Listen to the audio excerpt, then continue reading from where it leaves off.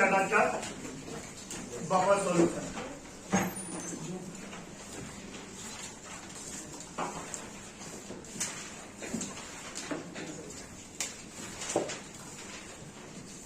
A solution which resists change in its pH by addition of a small amount of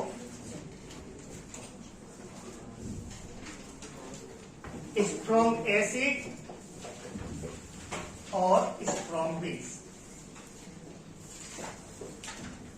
अगर हम किसी solution में strong acid और strong base मिलाएं, लेकिन याद रहे आप लोगों को स्मॉल अमाउंट में, तो वो अपने पीएच में जो चेंज हो रहा है उस चेंज को अपोज करता है, दैट इज अपने चेंज होने से अपने आप से पीएच को रोकता है। इस तरह की प्रॉपर्टी वाले सॉल्यूशन को क्या बोलते हैं, बफर सॉल्यूशन। बफर सॉल्यूशंस ये हम बनाते कैसे हैं, ये बफर सॉल्यूशंस हम बनाते हैं या तो हम किसी वीक एसिड में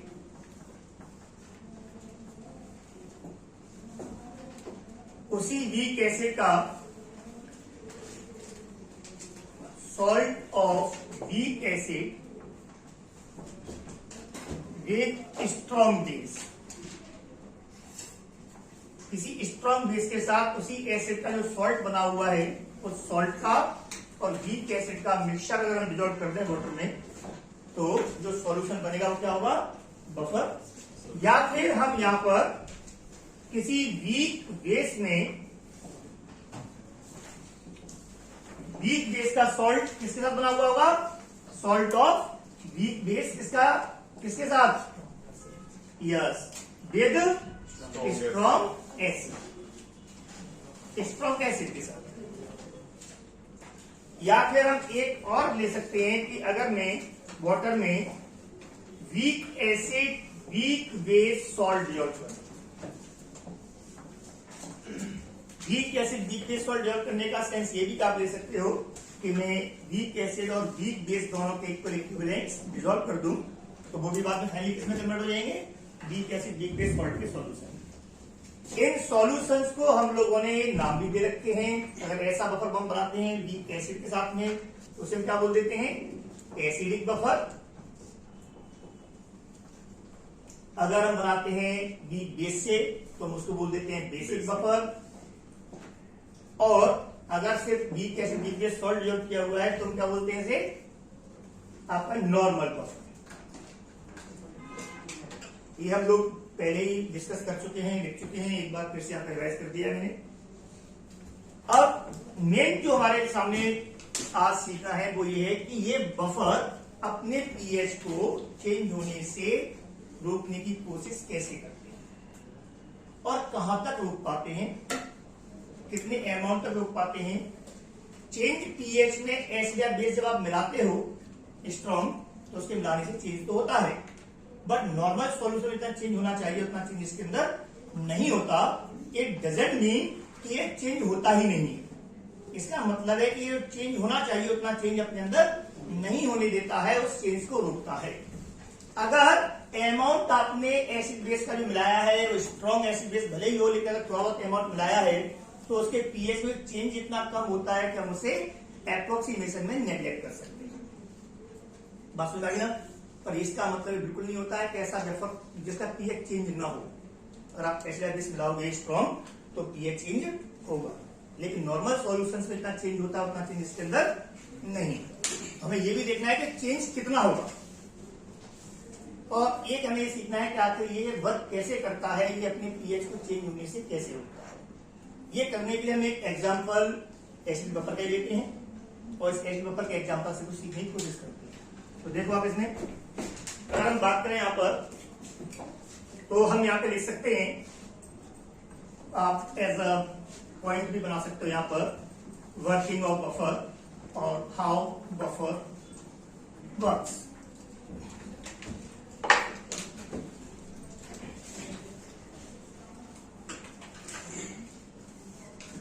हाउ बफर वर्क्स, कैसे वर्क करता है। तो इसके लिए मैं एक एग्जांपल ले रहा हूं, और एग्जांपल है एसिडिक बफर का,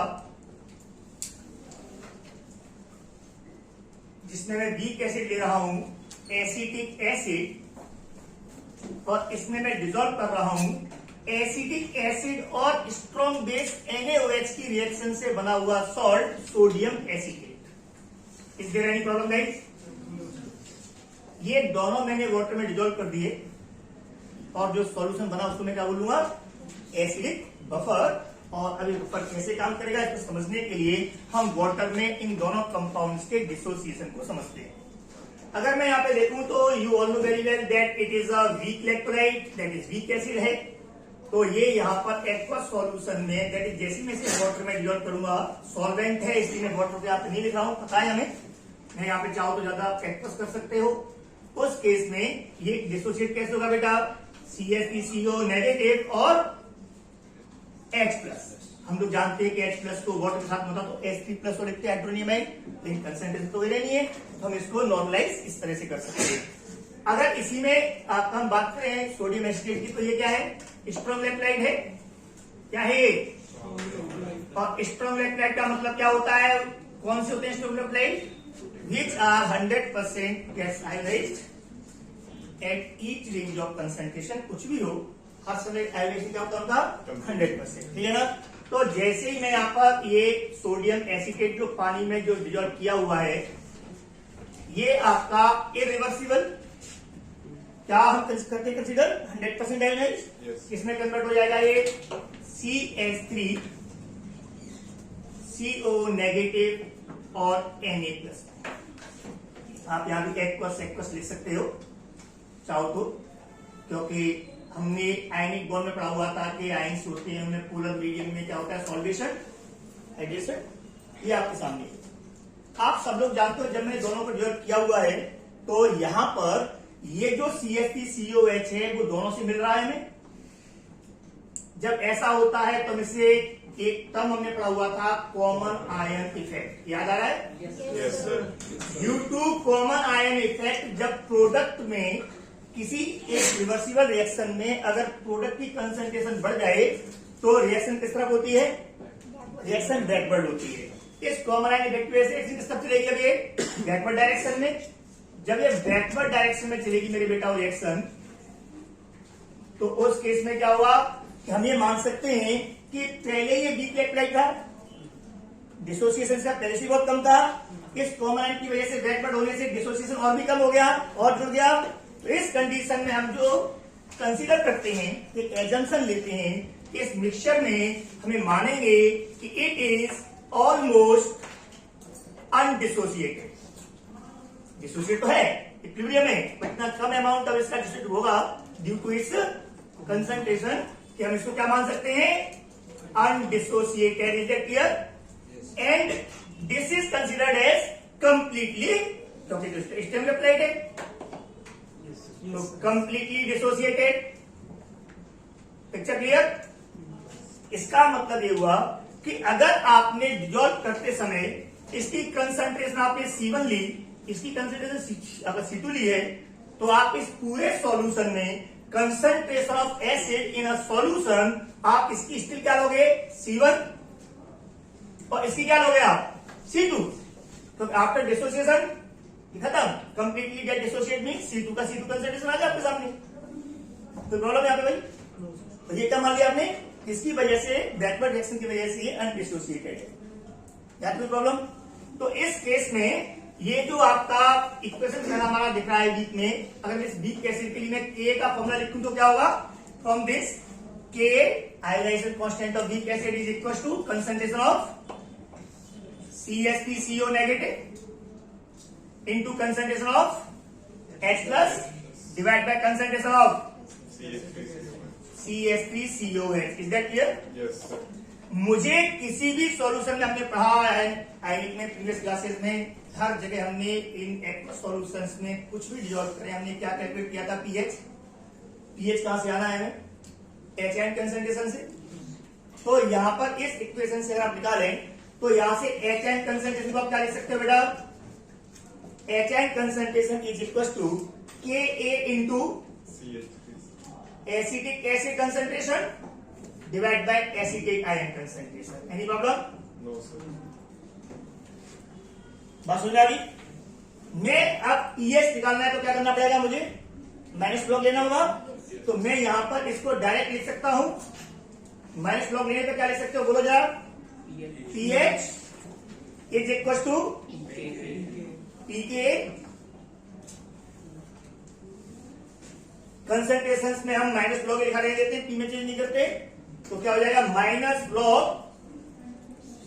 concentration of CH3COH divide by concentration of CH3CO negative, जिसको मैं चाहूं तो इसको ऐसे लिख सकता हूं, जो कि हमने प्रीवियस क्लासेस में न्यूमेरिकल्स किए, लिखा, याद आ रहा होगा आप लोगों को। हमने क्या लिखा था? PH is equal to pK plus, अगर मैं इसे प्लस करता हूं तो क्या होगा? मैं यहां पर प्लस करूंगा, क्या होगा बेटा? Log CH3CO negative divide by CH3COH। इसको मैंने आपको बताया था कि अगर मैं इसको एक इक्वेशन को नॉर्मलाइज करूं, तो मैं इक्वेशन को नॉर्मलाइज करके मुझे कहीं भी अप्लाई करना हो तो मैं इसके लिए क्या ले सकता हूं? इस इक्वेशन के लिए मैं अप्लाई करने के लिए इसको याद रख सकता हूं। किसी भी एसिडिक बफर के लिए, not for this special case, किसी भी एसिडिक बफर के लिए pH is equal to pK plus log concentration of conjugate base. आप जानते हो कि अगर ये एसिड तो क्या बोलेंगे सर? कॉन्जुगेट बेस बोलेंगे। Conjugate base concentration divide by weak acid concentration. आप बुक्स में केवल लिखा होता है यहाँ पे concentration of salt. Actually concentration salt हम उन केसेस में कह सकते हैं जहां पर n factor, valency factor weak acid और सॉल्ट का अगर सेम है तो उस केस में आप कोई प्रॉब्लम नहीं है, क्योंकि यहां पर ये कंसंट्रेशन कौन सी है? Molar concentration. Is it clear?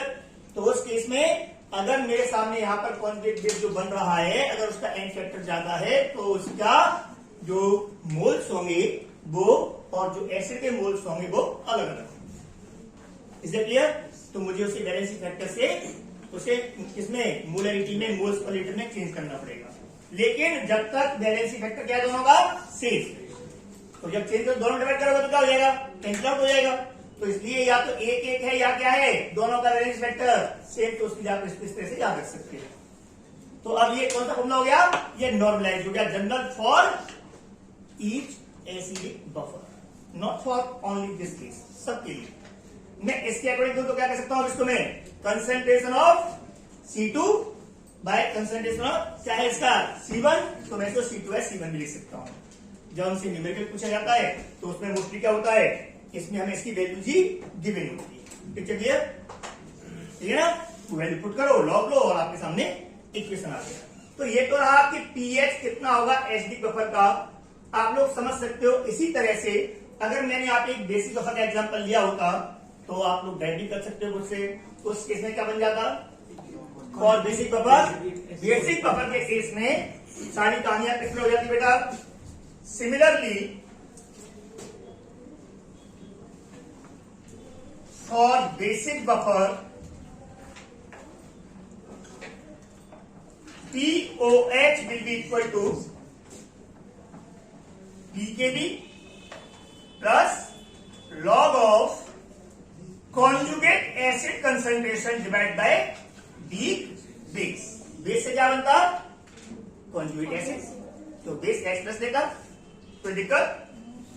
यहां पर कभी कभी आपके सामने थोड़ा सा क्वेश्चन में वेरी कर सकता है वो, और वो क्या है कि यहां पर वो आप लोगों को पीकेबी की जगह पर इसके कॉन्जुगेट एसिड का पीके दे सकता है। हमने पढ़ा हुआ है प्रीवियस क्लासेस में कि कॉन्जुगेट एसिड बेस पेयर के लिए pKa plus pKb is equal to pKw and at 25 degree centigrade it is equal to 40। ठीक है ना? तो अगर आप यहां से इस तरह का कोई काम कर दे तो आप लोगों को टेंशन तो नहीं होगी। अब इस चीज को अगर मैं चेंज करना चाहूं तो आप देखिए, इसको मैं दोनों साइड में अगर pKw से माइनस करूं, pKw minus POH is equal to pKw again minus pKb ये तुम क्या माइनस हो जाएगा, minus log concentration of conjugate A divide by concentration of B base. मैं इस पार्ट को पीएच बोल सकता हूं, क्या बोल सकता हूं बेटा, पीएच, और इसे क्या बोल सकता हूं मैं, पीके, पर यह आपको लिखना पड़ेगा पीके किसका, कॉन्जुगेट एसिड का, क्योंकि आपका बफर क्या है, बेसिक बफर, क्या होगा उसके अंदर, वीक बेस। पर उस क्वेश्चन में बेसिक बफर में वो दे क्या आपको, कॉन्जुगेट एसिड का पीके अगर दे तो आप उस केस में डायरेक्ट बेसिक बफर के लिए भी पीएच निकाल सकते हो। आपको ये सारी होमवर्क जो आप यहाँ कर रहे हो वो एग्जाम टाइम पे नहीं करना पड़ेगा और टाइम बच जाएगा, ठीक है ना। तो इससे हम अपना टाइम रिड्यूस कर सकते हैं। इस फॉर्मूले पर याद रखते हैं, क्या कर सकते हैं इसको हम, माइनस लॉग कॉन्जुगेट एसिड। अब आप सिर्फ इतना याद रखें, आप इसको चेंज ना करें प्लस में, क्योंकि ये आपको इससे कंफ्यूजन नहीं होगा। आपको याद आता रहेगा कि अगर मुझे बेसिक बफर की डायरेक्ट पीएच निकालना है तो उस केस में हमारे फॉर्मूले में दो चेंज आए हैं। पहला चेंज क्या है कि यहां पर बेसिक बफर का आपका पीके भी न होके उसके कॉन्जुगेट एसिड का पीके होगा, और दूसरा प्लस की जगह पे क्या होगा वहां पर माइनस, रेशियो उसी स्टाइल में आप करें, conjugate acid upon B base. बात समझ आ गई ना। इस तरह से ये टाइम रिड्यूस के लिए डायरेक्ट हमारा क्वेश्चन अगर दिया हुआ इस पे आता है तो उससे कर सकते हैं। क्लियर। तो इस तरह से किसी भी बफर, स्पेशल केसेस हमारे वही होते हैं, एसिडिक और बेसिक, दोनों को न्यूमेरिकल्स हमारे सामने आ रहे होते हैं, तो हम इस तरह से मेन फॉर्मूले जो हैं उन्हें एसिडिक बफर के डायरेक्ट यूज करेंगे, और बेसिक बफर के लिए भी हम पीएच डायरेक्ट पीके से भी निकाल सकते हैं। और अगर हम पीके भी दिया हुआ है तो हम क्या करेंगे, पीओएस निकालेंगे, और 14 माइनस करने पे क्या मिल जाएगा हमें, pH, because pH plus pOH is equal to पीकेडब्ल्यू and it is 14 at 25 degree Celsius. Is that clear? Yes sir. बात समझ आ गई? प्रॉब्लम? ये जो दो इक्वेशंस बने हैं ये हेंडरसन हेसलबर्ग इक्वेशन कहे जाते हैं। साइंटिस्ट की बेसिस पर आपको ये बदले लिखा हुआ है, फिर भी आप एक बार वापस से लिख सकते हो। क्या है ये, हेंडरसन इक्वेशन भी केवल कह सकते हैं, साइंटिस्ट का नाम दे सकते हैं केवल, and it is also Henderson equation. Is that clear guys? These are also Henderson equations, जो मॉडिफिकेशंस की। ठीक चलिए, तो ये तो रहा कि एसडी का बेसिक बफर का पीएच किस तरह कैलकुलेट किया जाता है। क्वेश्चन हमारा अगेन फिर वापस से वही है कि ये वर्क कैसे करता है। अब इसकी हम वर्किंग को समझें तो आप यहाँ पर मैं डिफरेंट मार्कर यहाँ पर यूज करूंगा, आप देखो उसे, जिससे आपको आप फोकस रहे।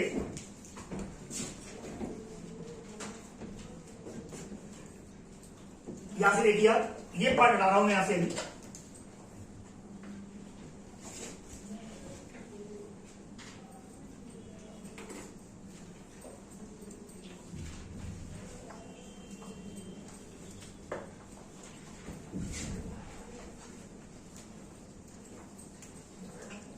अगर मैं इसमें यहाँ पे आप ध्यान देना, मार्कर चेंज कर रहा हूं, जो भी इस मार्कर से लिखूं ग्रीन मार्कर से, वो अपना फोकस करना, और वो ये है कि ऑन एडिंग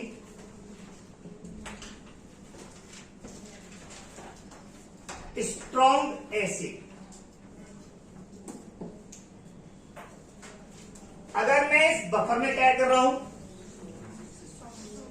ठीक है ना, क्या होगा बेटा, जैसे ही मैं इसमें स्ट्रॉन्ग एसिड ऐड करूंगा, एसिड के द्वारा मिलाए हुए जो H प्लस आयंस हैं, जो एसिड से आएंगे, कहां से आएंगे, फ्रॉम एसिड। जैसे मैं इसमें ये H प्लस ऐड करूंगा, ये H प्लस है वो आपके इस सॉल्ट के COS या जो भी सॉल्यूशन के अंदर एसिटिक आयन है उनसे मिलकर के क्या हो जाएगी रिएक्शन, बैकवर्ड। बैकवर्ड होने से जो भी मैंने एसिड का H मिलाया था वो वापस क्या हो गया, एक वीक इलेक्ट्रोलाइट एसिडिक एसिड में कन्वर्ट हो गया।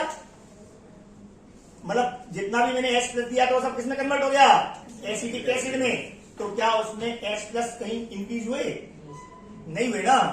लेकिन ये आप जानते हो कि 100% सारा तो नहीं जाएगा, तो उसे इक्विलिब्रियम मेंटेन करना है तो इतना जाएगा, जब तक कि वापस से इक्विलिब्रियम कांस्टेंट मेंटेन ना हो जाए तो वो जाएगा जरूर, 100% नहीं जाएगा। पर हम ये कह सकते हैं थोड़ा बहुत अमाउंट है तो ऑलमोस्ट हम कह सकते हैं सारा चला जाएगा। और इस तरह से क्या होगा, HN कंसंट्रेशन सॉल्यूशन में चेंज नहीं होगी, ये हम ऐसा ऑलमोस्ट कह सकते हैं, तो चेंज बहुत नेग्लिजिबल। बट ये भी कब, कितना मिलाओगे, जब तक आप स्मॉल अमाउंट मिला। अगर आप स्मॉल क्वांटिटी में मिला रहे हो तभी, अगर आपने बहुत ज्यादा मिला दिया तो क्या होगा फिर, आप समझ गए ना, फिर इनकी कैसे हो जाएगी। अगर मैं इसकी जगह पर वापस देखिए, अगर मैं यहां पर मैंने किया होता ऑन एडिंग स्ट्रॉन्ग बेस,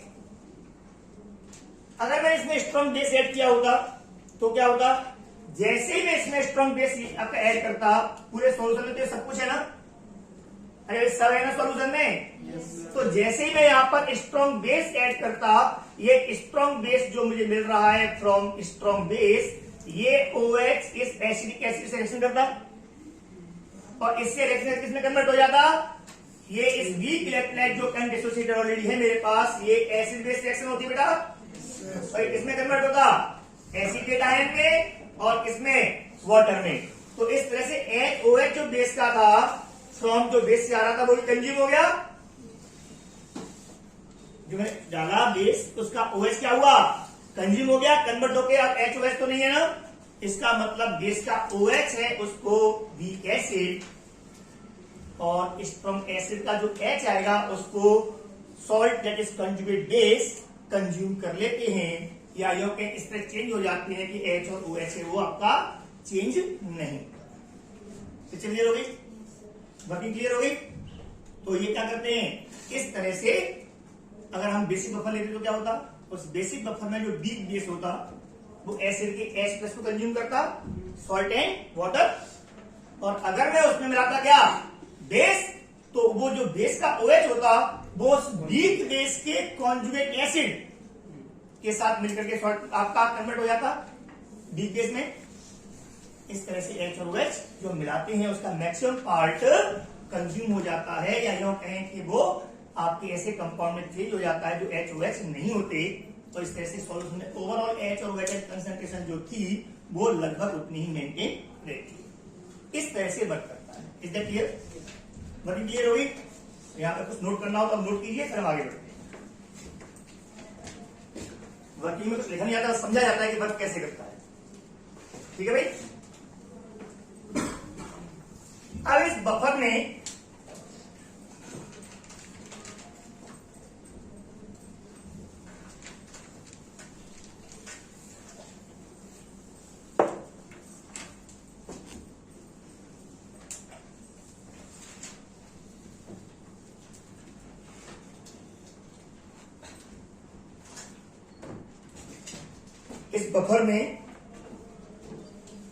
हम ये देखेंगे कि इसकी कैपेसिटी, कैपेसिटी से हमारा मतलब है कि ये कितना एक्सटर्नल जो बाहर से हमने स्ट्रॉन्ग एसिड या स्ट्रॉन्ग बेस मिलाया है उसके कितने अमाउंट को मिलाने पर कितना चेंज शो करता है पीएच।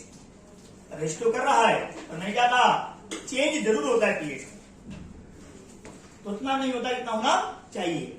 तो इसके रेजिस्टेंस की वजह से चेंज तो तभी हो रहा है, वो चेंज कितना हो रहा है।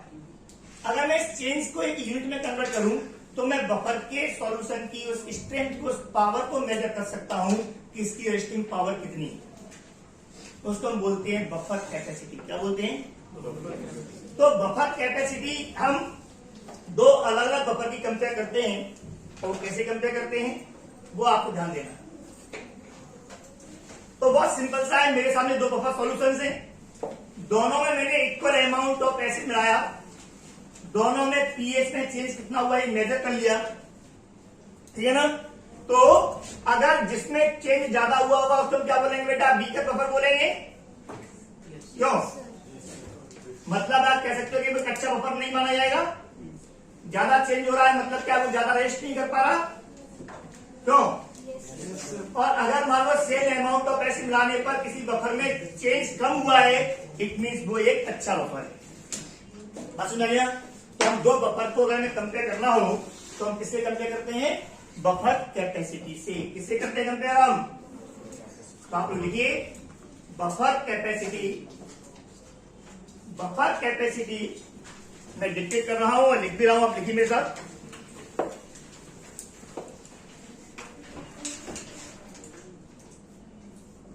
may be defined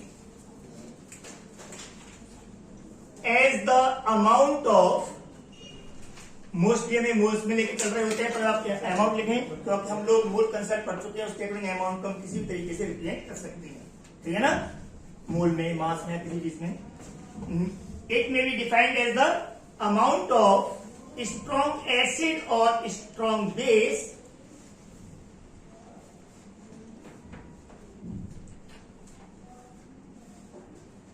which changes pH of buffer by 1 unit.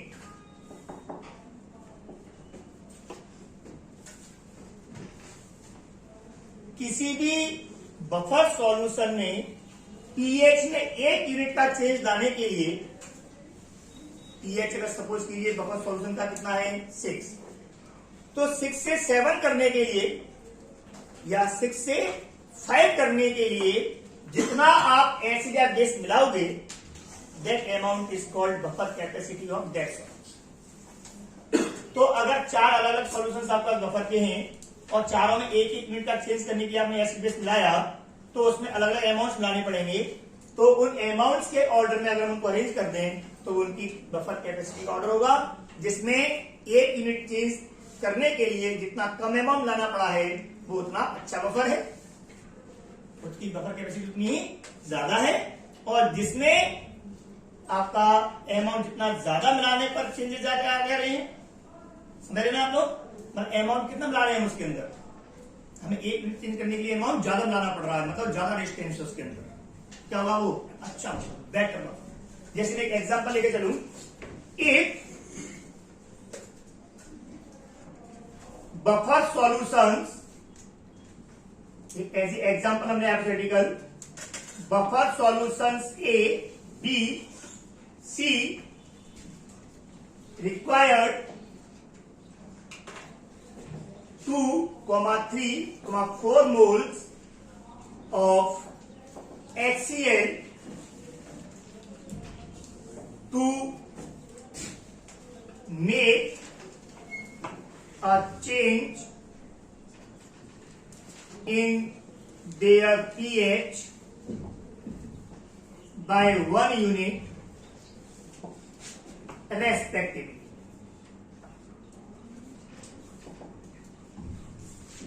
Then order of buffer capacity क्या होगा,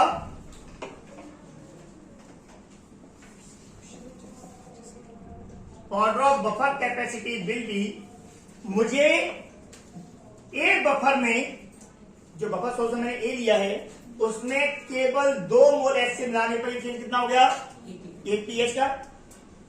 बी में मुझे उसी 1 यूनिट चेंज लाने के लिए कितना मिलाना पड़ रहा है, सेम HCl 3 मोल. इसका मतलब उसकी कैपेसिटी ज्यादा थी, इसलिए उसमें एक डिस्टेंस करने के लिए मुझे ज्यादा अमाउंट लाना पड़ रहा है. सी वाला जो है उसमें भी 1 यूनिट चेंज किया मैंने, बट इतना चेंज लाने के लिए मुझे HCl और ज्यादा मिलाना पड़ रहा है, तो उसकी रेजिस्टेंस पावर अपने पीएच को रुकने की और ज्यादा भी, इसलिए उसके चेंज में उतना ही लाना है.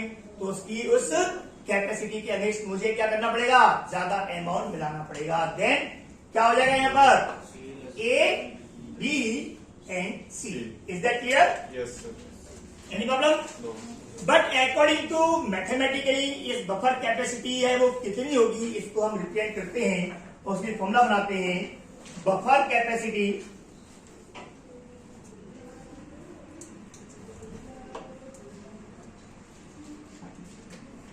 Is equal to amount of acid, जिसको आप लोग यहाँ पे एक्स भी कह सकते हो, जनरली हमने किस लिखते हैं मोल्स में, अमाउंट ऑफ एसिड और बेस. चलो मैं बेस लिखता हूं, एसिड या बेस को तो मिलाओगे, कितने मोल्स आपने एक्स मिलाना पड़ रहा है अमाउंट एसिड या बेस का, divide by delta pH.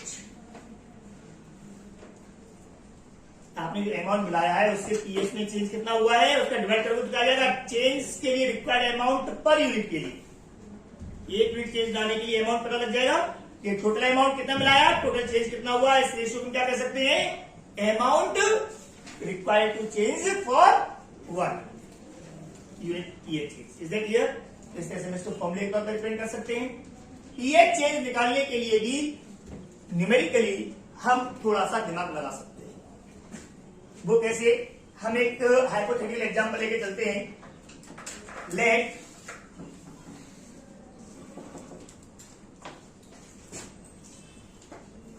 x mole of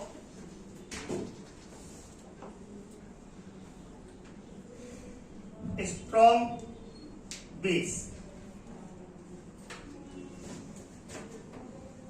are added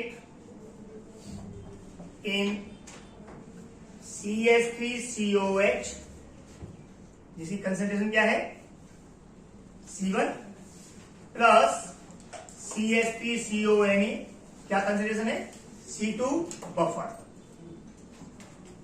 इस बफर में मैंने क्या किया बेटा, मैंने स्ट्रॉन्ग बेस कितना बनाया, X। जब मैं मिला रहा हूं तो इसे मिलाने पर मैं वॉल्यूम चेंज क्या कैसे करूंगा, नो चेंज, क्योंकि मैं जो मिला रहा हूं स्ट्रॉन्ग बेस इसके अंदर, वो मैं सॉल्यूशन नहीं मिला रहा हूं, strong base in solid form में मिलाया है। और सॉलिड को जब हम डिसॉल्व करते हैं लिक्विड में तो हम नॉर्मली वॉल्यूम चेंज क्या लेते हैं, 0। बस हो जाएगा। तो जब मैं x मोल डिसॉल्व करूंगा तो आप लोग सब समझदार हो कि इसके अंदर जाकर के उसकी कंसंट्रेशन भी क्या हो जाएगी, x/v। वॉल्यूम जो टोटल वॉल्यूम है वही वॉल्यूम इसलिए काम करेगा। Is that clear? तो एक तरह से मैं कह सकते हैं कि अगर मैं 1 लीटर वॉल्यूम लूं सॉल्यूशन का तो C1 C2 भी क्या हो गया, नंबर ऑफ मोल्स, और x भी क्या हो गया, नंबर ऑफ मोल्स। और अगर हम बात करें 1 लीटर तो ये भी क्या होगी, C1 concentration, C2 concentration, then x is also concentration, moles per litre.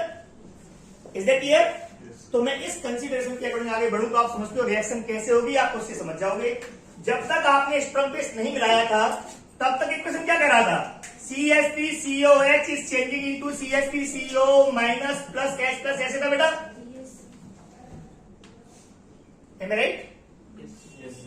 इसकी क्या थी कंसंट्रेशन, C1, इसकी क्या है, C2। ये किससे आया है, सॉल्ट से। मुझे सॉल्ट लिखने की जरूरत नहीं है। इसमें और क्या, साथ में दो क्या होगा इसके अंदर, Na+, इससे CH3CO और Na+ आएगा, इससे CH3CO और H+ आएगा। फाइनली सॉल्यूशन में कितने आयंस होंगे, CH3COH अनडिसोसिएटेड फॉर्म में, ये क्या होगा, डिसोसिएटेड, जो सॉल्ट से आया हुआ 100%, ये Na से आया, और ये H+ इसके डिसोसिएशन से बने वो। क्लियर?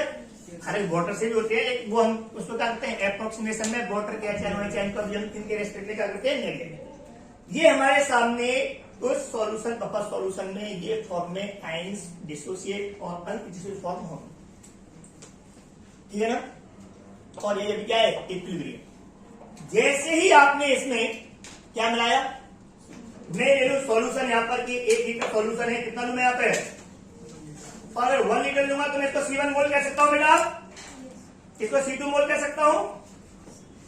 अरे बात समझो, क्योंकि मैं क्या कहता हूं, मैंने क्या दिया बफर में कि ये कहां से मिल रहे हैं, इससे मिल रहे हैं, तो इनकी प्रेजेंस में कॉमन आयन इफेक्ट की वजह से क्या होगा, ये सारे रहेंगे, और इनकी वजह से ये फॉर्म क्या मान जाएगी, अनडिसोसिएटेड।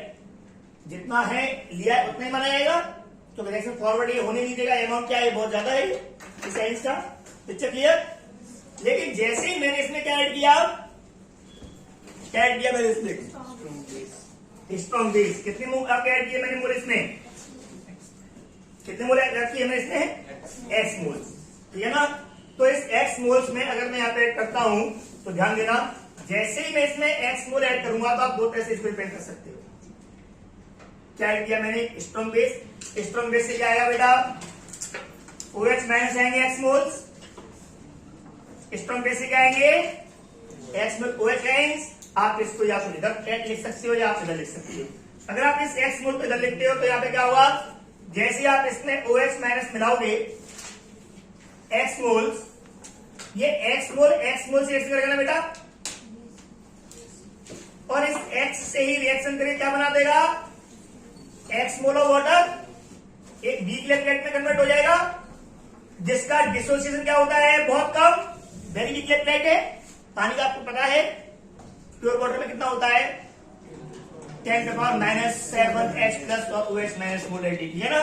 तो ये बन तो गया, टूट नहीं रहा है। मतलब क्या है कि लगातार ये OH को कंज्यूम कर रहा है। और जब हम ली चैटलियर प्रिंसिपल का जिक्र करें तो अगर मैं किसी भी इक्विलिब्रियम में प्रोडक्ट को हटाना शुरू कर देता हूं, हटाने का मतलब किसी फॉर्मेट में चेंज कर रहा हूं, वो नहीं रहा, तो रिएक्शन किस तरफ होगी? फॉरवर्ड होगी। और फॉरवर्ड होगी तो किस लिए होगी? अगेन इक्विलिब्रियम मेंटेन करने के लिए। जब ये फॉरवर्ड होगी तो इस फॉरवर्ड में टूटेगा। और मैं एप्रोक्सीमेशन में क्या मान लू, जितना H गया है उतना H वापस कुछ करके बनाएंगे लगभग, जिससे कि क्वेश्चन क्या रहे सेम। तो इस केस में इसमें से हम ये मान सकते हैं लेट या एप्रोक्सीमेशन कर सकते हैं हम ये कि इसमें से X मोल चले गए तो भाई, और इसमें क्या होगा, जब जाएंगे तो ये X ही बनेंगे ना, ये कितने बनेंगे? ये यहाँ पे क्या होगा प्लस X मोल इसमें आपके सॉल्ट ऐड हो जाएंगे और ये X पहुंचेगा। आगे क्या हो गया? इक्विलिब्रियम। तो आफ्टर एडिशन बेस ये न्यू इक्विलिब्रियम है। कौन सा इक्विलिब्रियम है ये? New equilibrium. किसके बाद? आफ्टर एडिशन ऑफ बेस हो गया इक्विलिब्रियम। और इस इक्विलिब्रियम के according it is also still buffer, buffer अभी भी है, तो इसलिए पीएच क्या होगा? सो न्यू पीएच क्या होगा बेटा? बोलो क्या बना pH? Now pH dash is equals to pK plus log concentration of conjugate base C2 plus X divided by 1 liter. Is that clear? Divide by concentration of weak acid C1 minus X. It is approximated pH new pH। और पहले pH क्या थी before addition? तो हम लोग जानते हैं वो क्या थी आपका, जो पहले कंसेंट्रेशन C1 C2। तो क्या कर सकते हैं, स्टार्टिंग में क्या थी pH? pH is equal to pK plus log concentration of salt क्या थी पहले C2 माइनस से क्या थी C1। मेरे बेटाओं मैं इससे आपका डेल्टा pH निकाल सकता हूं। अरे डेल्टा पीएच कैलकुलेट कर सकता हूं मैं। सो डेल्टा पीएच क्या होगा? डेल्टा पीएच इज पीएच और पीएच बेस का डिफरेंस। Is that clear? तो ज्यादा मैनेज कर दीजिए। तो बफर कैपेसिटी क्या होगी? बफर कैपेसिटी जो चेंज आपका आया, जितना अमाउंट एक्स आपने मिलाया, x divide by delta pH. मन क्लियर? Is that clear? इस तरह से न्यूमेरिकली सिर्फ क्या होगा, मेरी सारी वैल्यू क्या ली हाइपोथेटिकली, आपको आप सिर्फ उनकी वैल्यूज गिवन होंगी, आपको सिर्फ उनको इन वैल्यूज को रिप्लेस करना होता है। तो बफर कैसे काम करता है? क्लियर हो गया? बफर कैपेसिटी क्या होती है? क्लियर? इसके अलावा एक लास्ट पॉइंट हम इस बफर में और देखेंगे। और बफर कब कब बनते हैं आपको बता चुका हूं मैं। हमेशा क्या ध्यान रखना है, वीक एसिड के साथ में उसका स्ट्रॉन्ग बेस बना सॉल्ट, या वीक बेस का उसके स्ट्रॉन्ग एसिड बना हुआ salt.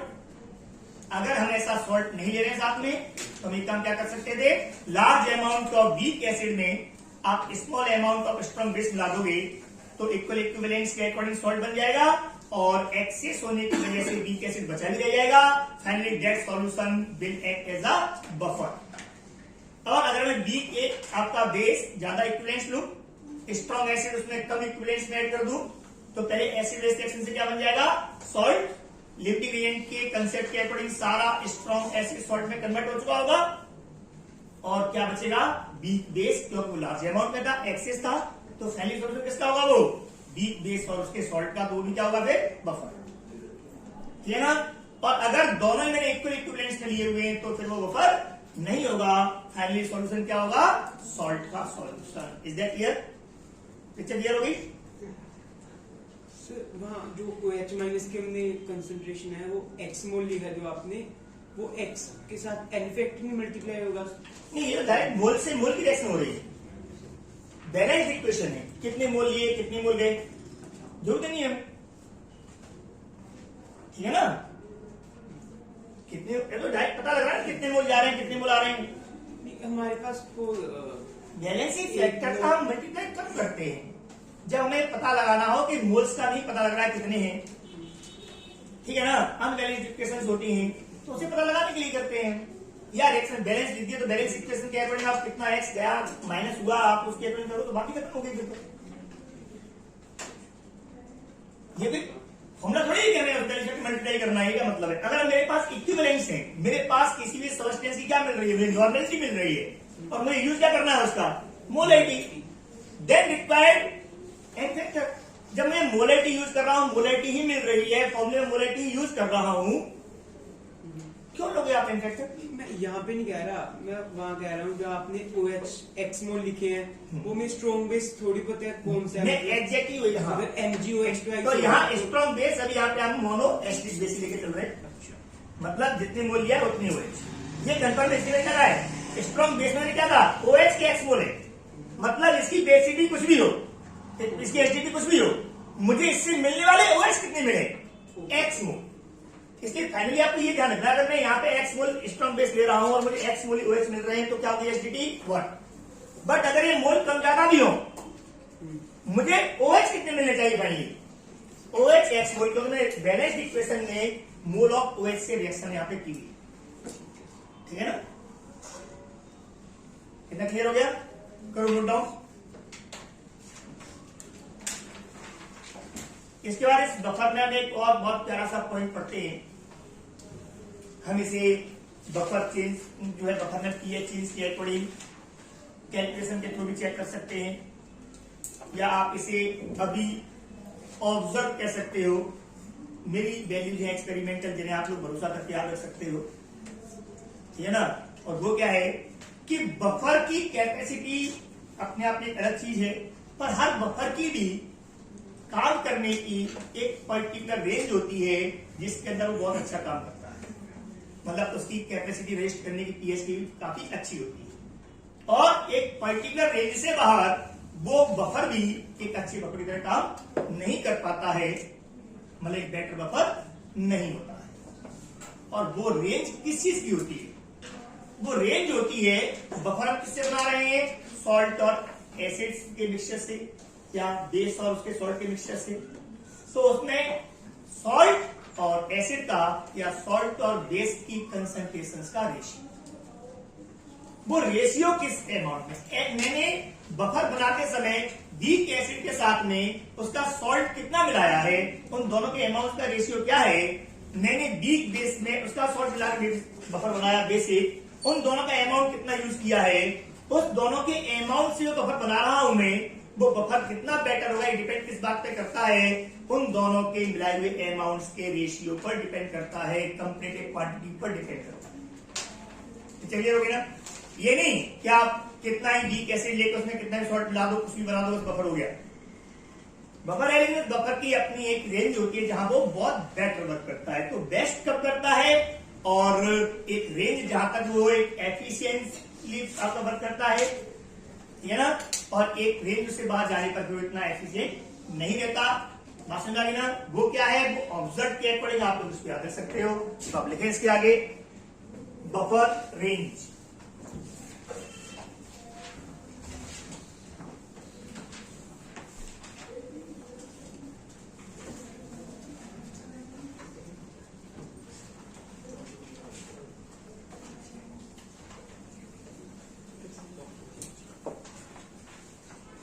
It has been observed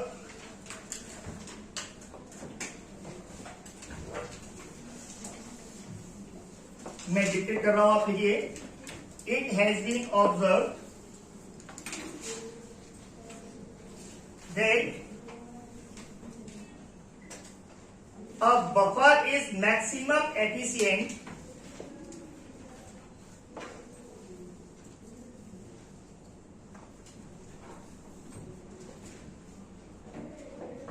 buffer solution भी कह सकता है, buffer solution is maximum efficient when its pH, इधर देखो अब आगे बोर्ड पर, इज इक्वल टू पीके, ये किसके लिए, फॉर एसिडिक बफर, और pOH is equals to pkb for basic buffer.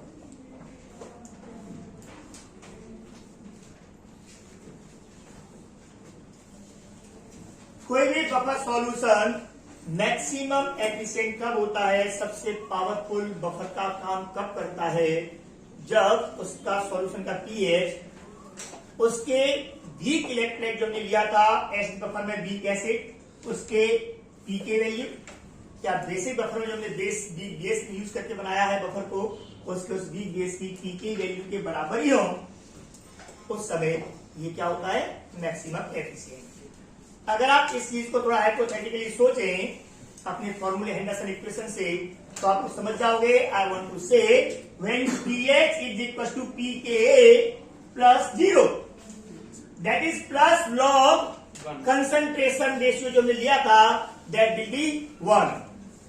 Concentration ratio 1 means when amount of acid and salt और base and salt is 1:1, that is ratio is 1, मतलब equal amount में, equal moles. तो चलिए हो गई, तो इसको स्पेशल लैंग्वेज घुमा के बोल सकते हैं।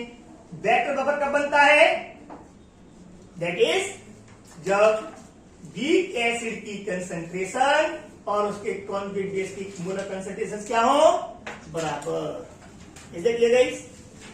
और you can say that conjugate base और कॉन्जुगेट एसिड का रेशियो मस्ट बी 1। और अगर बेसिक बफर है तो वहां पे क्या कह सकते हो आप लोग, वीक बेस और कॉन्जुगेट एसिड जिसको हम सॉल्ट कह रहे थे, वो दोनों के क्या हो, कंसंट्रेशन इक्वल। और you can say that A conjugate acid और वीक बेस की कंसंट्रेशन रेशियो मस्ट बी 1। उस समय क्या होता है, बेस्ट। इस समय की कैपेसिटी क्या होती है, मैक्सिमम। बफर कैपेसिटी किसी बफर की मैक्सिमम क्या होती है, ये होती है। और ये कब तक वेक्टर बफर का काम करता है, इसकी रेंज क्या है इन बफर्स की, ठीक है ना? तो इनकी रेंज है, बफर रेंज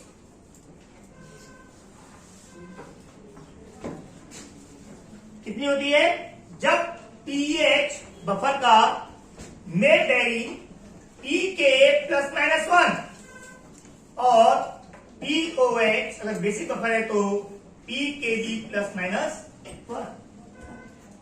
दैट इज जब बफर में दो हमने जो आपके कंपाउंड्स मिला के बफर बनाया है, उन दोनों के अमाउंट्स का रेशियो एक दूसरे के रेस्पेक्ट में मैक्सिमम 10 टाइम्स तक। पर मैक्सिमम 10 टाइम्स का मतलब है कि अगर 10 टाइम्स ये हो गया तो वैल्यू क्या हो जाएगा, आप pKa plus 1, because log 10 value कितनी होती है, 1। Is that clear? और अगर 10 टाइम्स मैंने ये कर दिया तो 1/10, दैट इज क्या हो जाएगा, minus log 10, that is minus 1। तो 10 times with respect to 1 another। तो इस रेंज के बीच में जब तक पीएच है सॉल्यूशन का, मतलब आपने पीएच जो बनाया है, आपने बफर सॉल्यूशन बनाया है, वो बफर सॉल्यूशन आपने इस तरह बनाया है कि एक के रेस्पेक्ट में दूसरी कंसंट्रेशन कहां तक लिया आपने, मैक्सिमम 10 टाइम्स तक लेके तब बनाया है। अगर आपने 1 मोल लिया एसिटिक एसिड और उसमें मिला दिया आपने 10 मोल सोडियम एसिटेट, बस मिला गया, तब तक वो वर्क करेगा बफर का अच्छी तरह से। और या आप उल्टा कर दो, 10 मोल एसिटिक एसिड और 1 मोल उसमें सोडियम एसिटेट, तब भी ठीक है।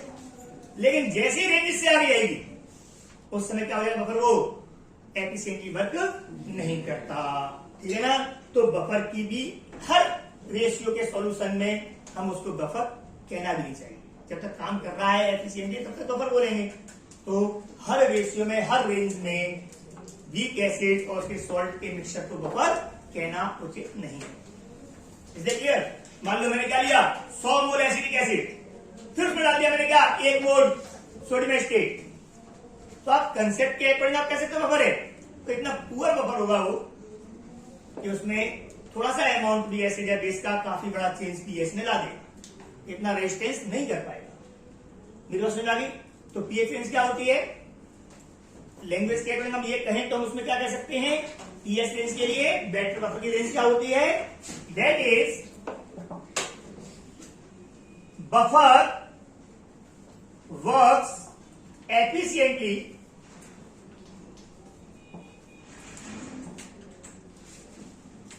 when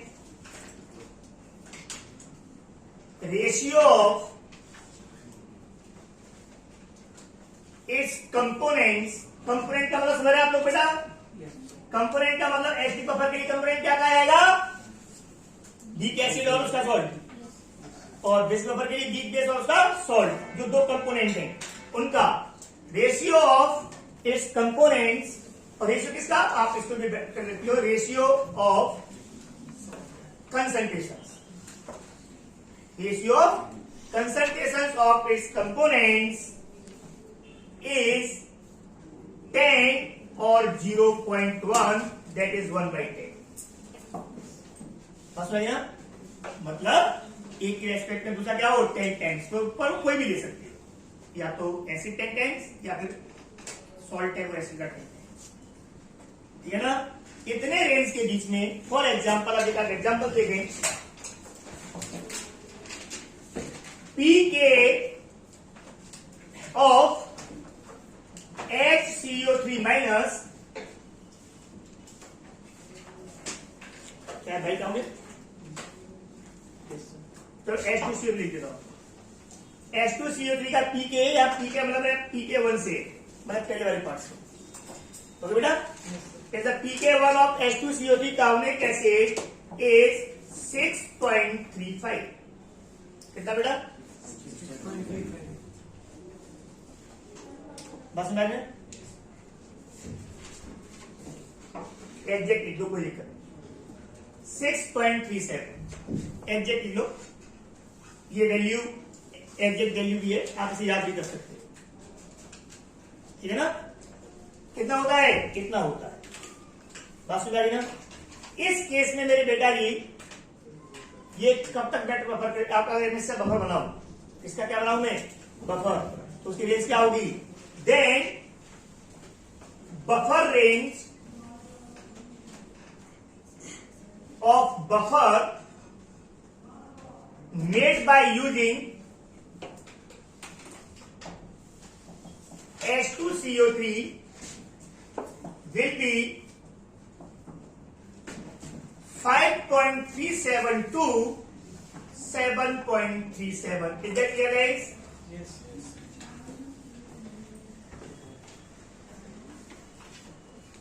अरे आना बोलो भाई। yes, मतलब जब तक इस H2CO3 वीक एसिड है और इस वीक एसिड का मैं साथ में क्या लूंगा? सॉल्ट, जो इसमें मिलाऊंगा बफर बनाने के लिए, उस समय जो बफर बने उसकी पीएच इसके बीच में रहेगी, तब तक वो एक बेटर बफर का काम करेगा। बेस्ट तो तभी होगा जब एग्जैक्ट 6.37 रहे तो, लेकिन फिर भी कहां तक चेंज हो सकती है?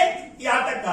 अगर इस रेंज से पीएच कम हो गई और इस बफर सॉल्यूशन की, या इससे ज्यादा हुई, तो वो बफर होती हुई बेटर बफर का काम नहीं करेगा।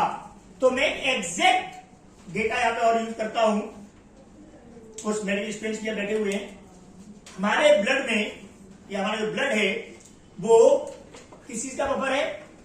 हमारा ब्लड जो है, आप यहाँ पे इस चीज को मेंशन कर सकते हो, blood is a buffer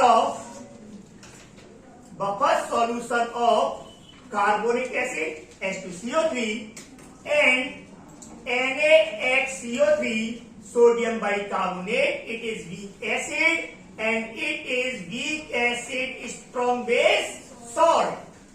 Is that clear, guys? हमारा ब्लड जो है वो इन दो कंपाउंड्स का बफर सॉल्यूशन है, और हमारा बायो ये कहती है, बायो स्टूडेंट्स जानते हैं, उनकी स्टडी ये कहती है कि हमारा ब्लड या उसके थ्रू होने वाले हमारी बॉडी में जितनी भी प्रोसेस या रिएक्शंस, आपका मेटाबॉलिज्म या जहां भी वो यूज होता है, वहां पर ब्लड का पीएच होना चाहिए जो एक हेल्दी ह्यूमन बीइंग का होता है, जहां पर हमारा ब्लड, आपका बॉडी अच्छे से काम करती है, दैट इज 7.40। कितना होता है? क्लियर ना? तो हमारा जो ब्लड है उसका सूटेबल पीएच क्या होता है? सब काम करता है, pH of blood is 7.40। बहुत हार्डली, रेयरली कभी चेंज ब्लड का पीएच होता भी है, जैसे कभी बीमार हो गया, मेटाबॉलिज्म गड़बड़ हुई, तो भी प्लस माइनस 0.05, दैट इज 7.35 से 7.45 के बीच में, इससे ज्यादा चेंज कभी नहीं होता। ज्यादा हो गया फिर तो हमारा गड़बड़ है, ठीक है ना। तो यहाँ पे इसे आप ध्यान रखिए। तो अब इस केस में आप लोग समझिए बेटा हो कि यहाँ पर कितना आपका है, हम लोग जानते हैं H2CO3 का पीके कितना है, H2CO पीके कितना है बेटा 6.37। और ब्लड जिस हमारी बॉडी में वर्क करता है, हमारे ब्लड का पीएच कितना है 7.40। तो मैं यहां पर अपने ब्लड के अंदर H2CO3 और HCO3 माइनस उसके कॉन्जुगेट बेस की कंसंट्रेशन का रेशियो पता कर सकता हूं, कर सकता हूं बता, बताओ कितना होगा रेशियो। तो अगर मैं यहाँ पे कैलकुलेट करूं तो आप जानते हो from Henderson Hasselbalch equation pH is equal to pK plus log concentration of HCO3 minus divided by concentration of H2CO3. Is that clear guys? ये मोलर कंसंट्रेशन यूज कर रहा हूं मैं यहाँ पे, इसका ब्रैकेट को मैं लाइन खींच देता हूं, मोल पर समझ जाना है यहाँ पर, ठीक है ना। तो ये जो कंसंट्रेशन हमने यूज किया है, तो मैं यहाँ पे क्या कर सकता हूँ पीएच माइनस पीके, पीएच कितना है माइनस पीके कितना है H2CO3 का कितना चेंज आया बेटा 1.03। तो 1.03 is equal to log HCO3 minus divided by H2CO3. Is that clear? Yes, sir. And we all know very well that 1.03 is the value of almost log 11 is equal to log HCO3 minus divided by H2CO3 concentration.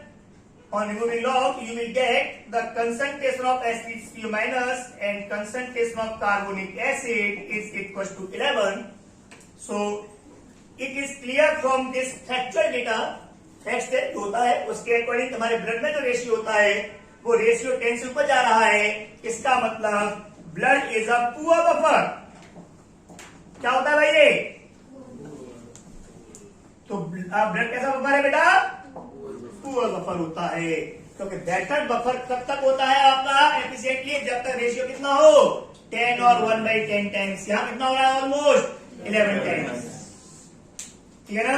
तो इस तरह से आपने कुछ medical students भी हैं, थोड़ा उनके इंटरेस्ट के अकॉर्डिंग भी आपको मिल जाएगी, हमारे डेटा के अकॉर्डिंग हम उसको कैलकुलेट भी कर सकते हैं। एनी प्रॉब्लम, चलिए हो गई।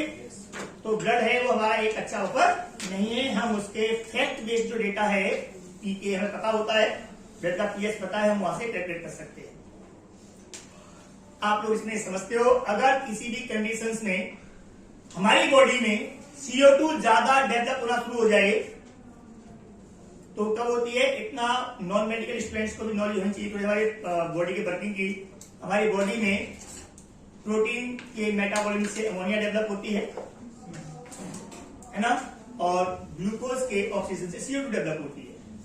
वो डेवलप हुआ CO2 और जो अमोनिया है वो हमारे लिवर में जाकर के आजमीन साइकिल चलता है, एक केमिकल प्रोसेस का आपका चक्कर कह सकते हो, जिसके थ्रू वो यूरिया में कन्वर्ट होता है एंड थ्रू यूरिन यूरिया है वो हमारे ब्लड से बाहर चला जाता है। इस तरह CO2 हमारी बॉडी में कंट्रोल होता है। अगर मान लो किसी भी परेशानी में, जिसे बीमारी कह सकते हैं, अगर CO2 का प्रोडक्शन हमारी बॉडी में ज्यादा हो रहा है और इतना वो यूरिया में उस रेट से कन्वर्ट नहीं हो पा रहा है, तो CO2 हमारे ब्लड में वाटर से मिलकर क्या बनाता है H2CO3, क्या बनाता है, वो हमारे ब्लड में जो वाटर है उससे CO2 एक्स्ट्रा अमाउंट जो बन रहा है किसमें कन्वर्ट होता है H2CO3 में, और H2CO3 जो है वो आपका फिर किसमें होता है, आपका एक रिवर्सिबल प्रोसेस वीक इलेक्ट्रोलाइट है H और H प्लस और HCO3 माइनस में। इस तरह से क्या होता है, कंसंट्रेशन का रेशियो है वो हमारा क्या होता है यहाँ पे चेंज, और किस तरफ जा रहा होता है वो एसिडिक ज्यादा हो रहा होता है, दैट इज पीएच ब्लड का गिरना शुरू हो जाता है और उस समय हमारी बॉडी अनकंफर्टेबल फील करती है। ओके, तो इसी को हम क्या बोलते हैं, कब बीमार हो गए। तो बीमार होने का मतलब होता है जब बॉडी आपका कंफर्टेबल फील नहीं करती, उसका मतलब बीमारी है। बीमारी किस तरह की हो सकती है, उनमें से ये भी एक प्रोसेस है, आप समझ सकते हो। क्लियर हो गया, बफर क्या होता है, कैसे वर्क करता है, कितने टाइप्स हम यूज कर सकते हैं, पीएच कितना है, किस रेंज तक बेटर होता है और बेस्ट कब होता है, जब उसको बनाने वाले कंपोनेंट्स हैं वो आप इक्वल अमाउंट्स में लेते हैं। अमाउंट बोले मोल से, मोल बेटर कहां तक काम कर पाता है वो कम तो होता जाएगा, उसका एफिशिएंसी कम होती है, पर कहां तक? फिर भी जब तक वो उनका रेशियो 10 और 1/10 है तब तक। फिर उससे बाहर निकलते हो तो फिर वो बहुत पुअर हो जाता है और हम उसे बेटर बफर नहीं कह सकते। और इसी को समझाने के लिए मैंने एक फैक्ट बेस्ड एग्जांपल ले लिया। ये डेटा को आप लोग का याद रखिए, इंटरेस्टिंग भी है, थोड़ा हमारी बॉडी के बारे में पता लगता है और कंसेप्ट भी क्लियर है ना। बफर क्या क्लियर हो गया? पक्का? तब इसके ऊपर आप लोग अपने क्वेश्चंस बफर्स के जो आपको मॉड्यूल में दिए हुए हैं सारे क्वेश्चंस आज आप लोग ट्राई करोगे, ठीक है ना। और नेक्स्ट क्लास में आपको डाउट भी देंगे। अब उसमें आपके न्यूमेरिकल्स मैंने यहाँ पे एक भी नहीं करवाया आपको, फिर भी सारे न्यूमेरिकल्स आपके बनने चाहिए, क्योंकि सिर्फ क्या करना है, हमें सिंबल्स की जगह पे वैल्यूज पुट करनी है और कैलकुलेशन करनी है। और कैलकुलेशन 5वीं 6वीं क्लास तक सिखा दी जाती है, ठीक है ना। Picture clear? लैंग्वेज सारी क्लियर हो जाएगी। और फिर जाके आप लोग पहले सब्जेक्टिव क्वेश्चंस हैं वो करें, उसके बाद फिर आपके ऑब्जेक्टिव, ठीक है ना। ओके।